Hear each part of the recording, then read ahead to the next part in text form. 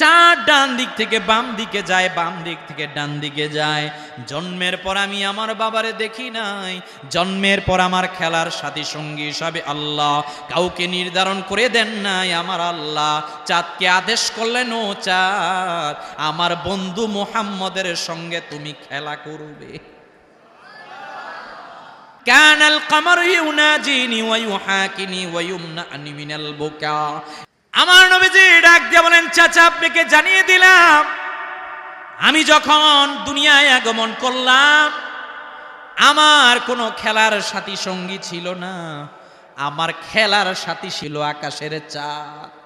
চাচা আপনাকে একটা কথা বলি, ওয়াসমাউ ওয়াজাবাতু হিনা ইয়াসজুদু তাহতাল আরশ।